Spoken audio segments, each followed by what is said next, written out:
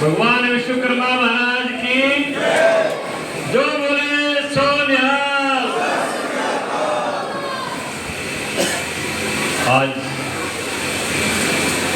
महाभारत कालीन हरियाणा की सबसे प्राचीन और पवित्र जगह के ऊपर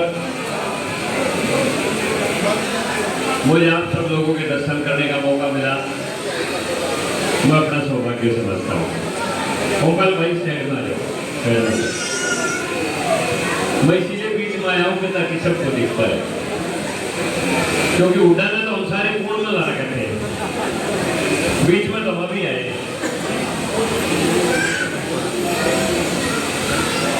इस पवित्र स्थली के ऊपर बड़ी संख्या में मेरे सामने माताएं बहनें बैठी हैं, मेरे भाई बंधु बैठे हैं, मंचासी मेरे सारे छोटे भाई हैं, देवेंद्र पांचाल जी, सुरेश पांचाल जी, पूर्व में मेयर रहे श्री बदन चौहान जी, अभी मेरे से पूर्व बोल के गए हमारे अजीज छोटे भाई करमवीर जी, संस्था के प्रधान श्री अजब सिंह जी, पीछे सतीश पांचाल बैठे हैं, करनाल से आए हैं, और भोपाल की तो मुझे आप देख ही रहे हो काफी देर। जब मैं मिलता हूँ तो इनकी मुझे प्रताव आ जाता है।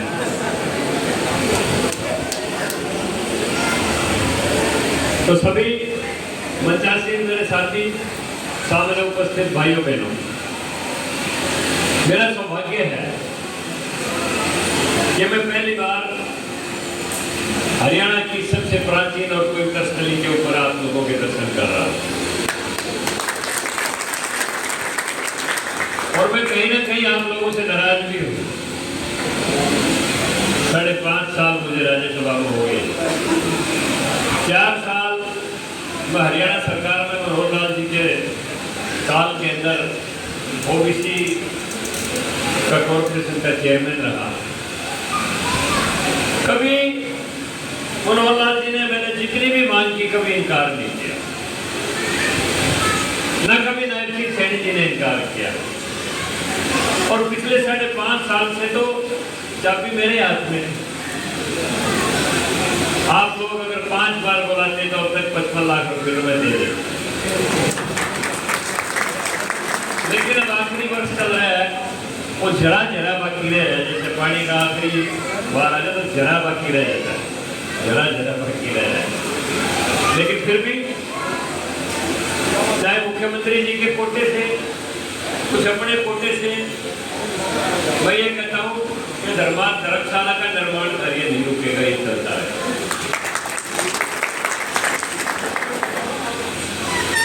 यहाँ पर जो हमारा समाज उपस्थित है, ये विश्वकर्मा समाज है, के बाद अपने अस्त्रों को यहाँ पर बढ़ाया।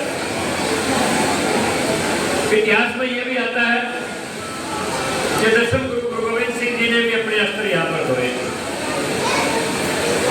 लेकिन वो अस्त्र किसने बनाए थे, वो सारा का सारा मेरा समाज बैठा हुआ।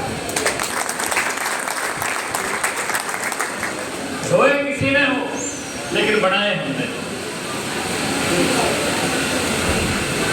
लंबे समय तक इतिहास के पन्नों से हम लोग गायब रहे। लाल किला किसने बनवाया, इतिहास में लिखा शाहजहां ने बनवाया। ताजमहल किसने बनवाया, इतिहास में शाहजहां ने बनवाया, लेकिन बनाया किसने, इसका कोई उल्लेख नहीं।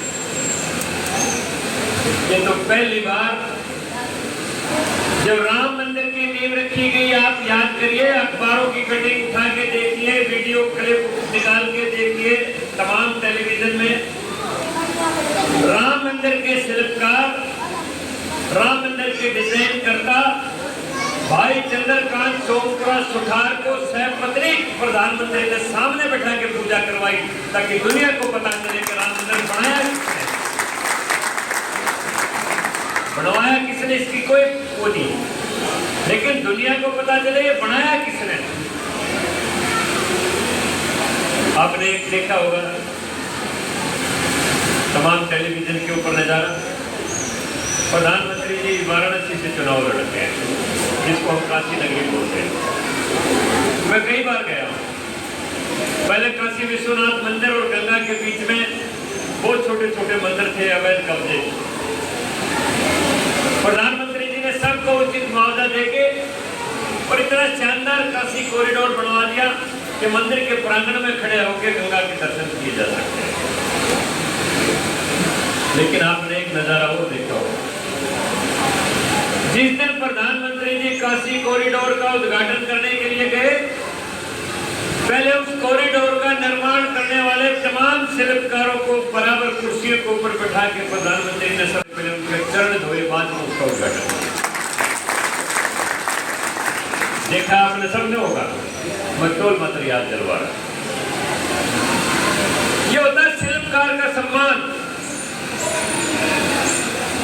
पहले हमें सम्मान ही नहीं मिला। कितने दिनों से हरियाणा प्रदेश भी 1966 से अस्तित्व में आ गया। चौधरी देवीलाल मुख्यमंत्री बने, चौटाला मुख्यमंत्री बने, कहीं देवलाल यूनिवर्सिटी, कहीं देवलाल चौक, कहीं देवलाल पार्क। थोड़े से दिन रह जाता तो देवलाल हरियाणा कर देता। भूपेंद्र हुड्डा का दाव लगा, दाव ही लगा।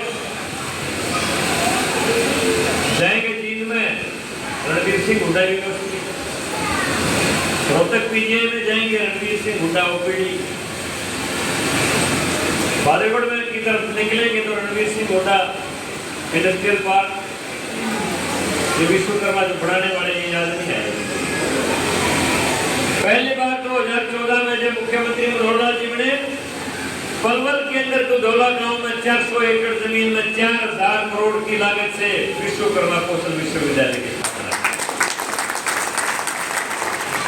तमाम किस्म की वहां पर टेक्निकल ट्रेनिंग रखी गई। और मैं लाल किले का जिक्र कर रहा था।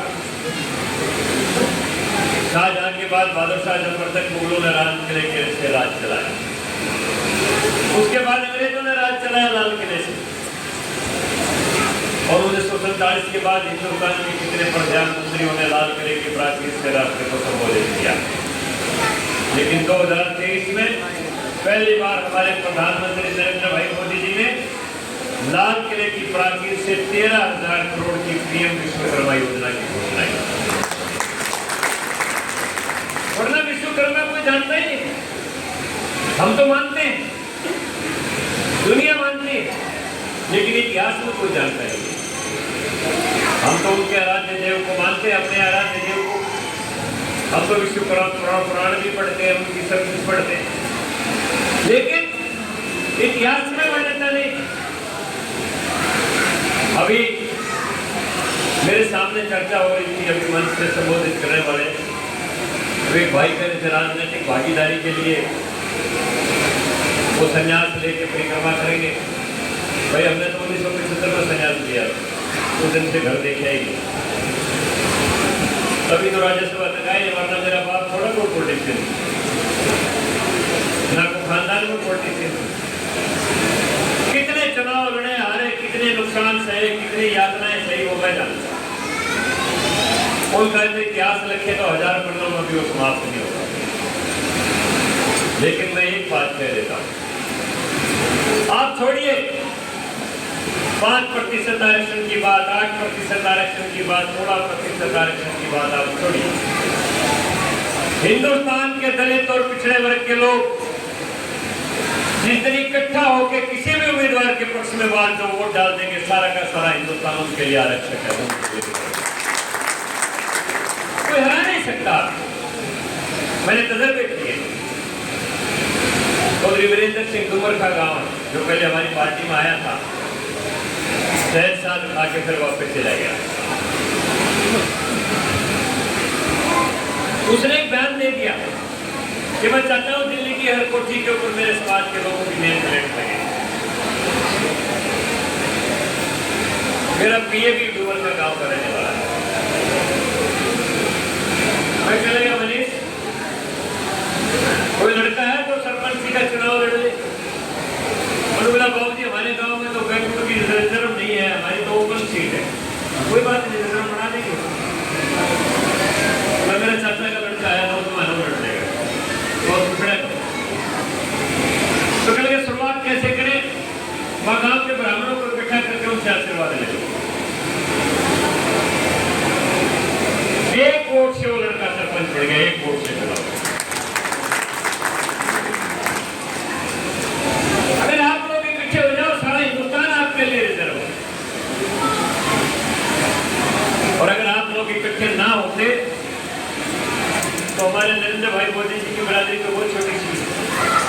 वो भी ओबीसी समाज से आते हैं और उनको देश का प्रधानमंत्री बनाता है। अगर आप लोग इकट्ठे ना होते तो हरियाणा प्रदेश में ओबीसी समाज से नरसिंह सिंह सैनी कैसे मुख्यमंत्री बन पाते? ये ओबीसी समाज की ताकत का कमाल है कि केंद्र में भी हमारा प्रधानमंत्री है और हरियाणा में भी हमारा मुख्यमंत्री है। ये आपकी ताकत का परिणाम है, बहुत बड़ी ताकत है। लेकिन क्या था, आज तक हम सोए हुए। अभी मैं रास्ते में आते आते हमारे रमेश सीधा लोहार लिखते हैं अपने नाम के सामने, रोहतक के रहने वाले। वो कहने लगे एमपी साहब आपका प्रोग्राम है 5 बजे जोराना में, मैं भी अभी जा रहा हूँ, तो भाई इकट्ठा कर लेंगे शाम को 5 बजे। उनको बोलो सारे इकट्ठे आ जाएंगे। बोला जी उनका तो फोन आया मेरे पास। बोला क्या फोन आया? तो कहने लगे वैसे तो हम कट्टर कांग्रेसी हैं लेकिन रैली में जरूर आएंगे। कांग्रेसी भी सीधे साधे नहीं है, कट्टर सीधे साधे कांग्रेसी नहीं।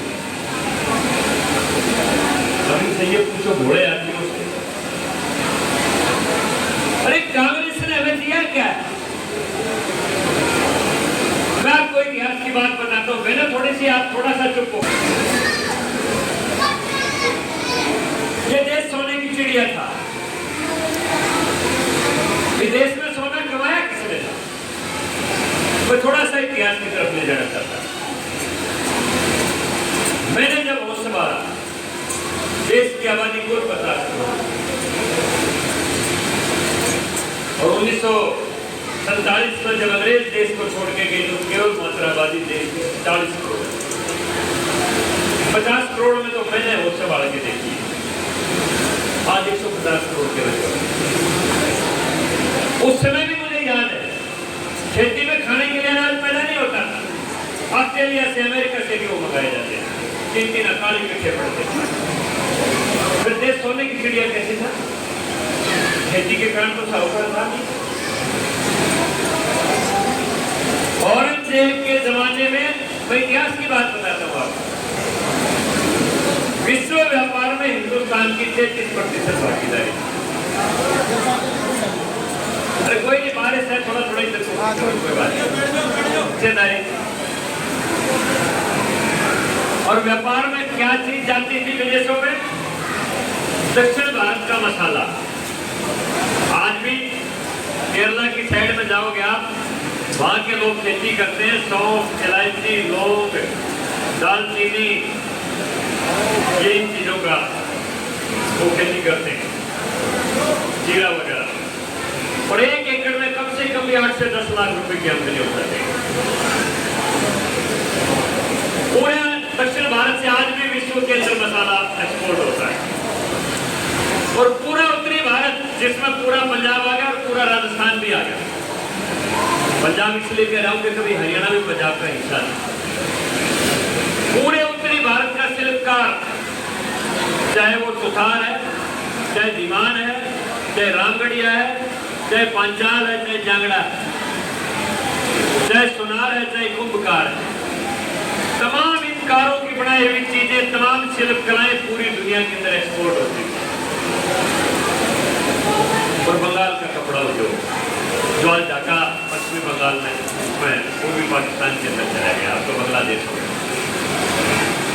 यही चीजें पूरी दुनिया में निर्यात होती थी।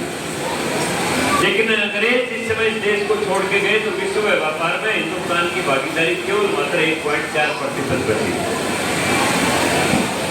अंग्रेज ने केवल मात्र संपत्ति नहीं लूटी, बाबर से पहले के लोग जितने भी आए, अब्दाली आए, गोरी आए, गजनी आए, हूण आए, कुषाण आए, पठान आए, देश को से संपत्ति लूट के ले जाते रहे। लेकिन बाबर के बाद यहाँ पर स्थापित हो गए। बाबर के बाद संपत्ति की लूटमार बंद हो गई, केवल मात्र धर्म का शिकंजा था। लेकिन अंग्रेजों ने केवल संपत्ति नहीं लूटी, संपत्ति के साधनों को लूटा और तमाम हिंदुस्तान का कच्चा माल अंग्रेज के कारखाने में ले जाके पक्का माल यहाँ पर बेचना शुरू कर दिया। उसी दिन से देश का ये शिल्पकार समाज पिछड़ों की सूची के अंदर आना शुरू हो गया, पिछड़े वर्ग की सूची के अंदर आना। लेकिन आज़ादी तक विदेशी